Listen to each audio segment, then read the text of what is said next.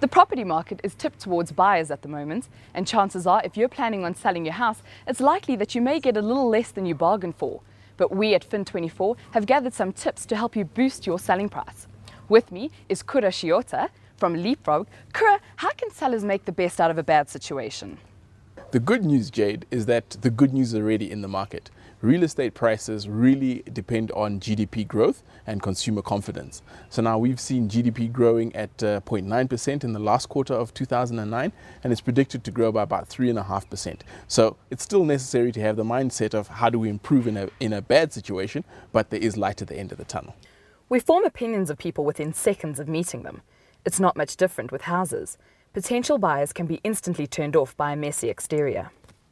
You've always got to understand your home isn't a beauty contest. From the minute that Mr. and Mrs. Hopeful pitch up outside the property, they're wanting somewhere to put their dreams. They want something that's exciting, something that's welcoming them and looking at the spot that they can place their dreams in. So curbside appeal is important. Keep the front nice and tidy. Make it look like a place that a family wants to come and settle in. So what can this person do to improve their home selling price? Well, what they've got to do, they've got to just prune back the garden so it looks like somebody's paying attention to it. Right. Painting the exterior walls would be a great idea because it shows love and care.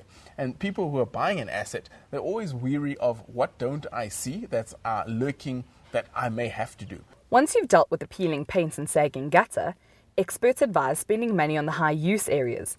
These are the bathrooms and kitchens. Once those are sorted and you're in the favourable position of having cash left over, think about adding value to existing rooms.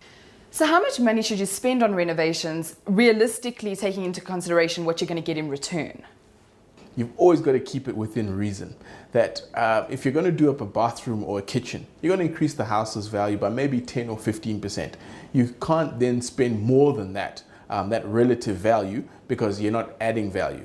Quick example, if you're spending 100,000 on a R1,000,000 house, you're spending 10% of the value on upgrading the kitchen. If you spend 200,000 or 300,000 on doing up the kitchen, you're not necessarily going to make the house worth 1.3, 1.4 million to recoup what you spent on the kitchen. So keep it in line with the expectations. Besides overspending, could you make any renovation mistakes that would actually lower the value of your house? People like spaces that do particular things. So if you take what was a study and you break it down and you make it more an open plan lounge, you've actually lost some utility. That prior to that you could have dad quietly working in the study, the munchkins making noise in the lounge, and you can actually have a separation of areas. So some renovations don't always add value if you're destroying the things that people actually want. Redoing your bathroom and kitchen can be expensive, but there are smaller things you can do, like ensuring that all your rooms are well lit. That can really improve the way buyers view your home. And the good news is, they don't cost much. I'm Jade Menzies reporting for Fin24.com.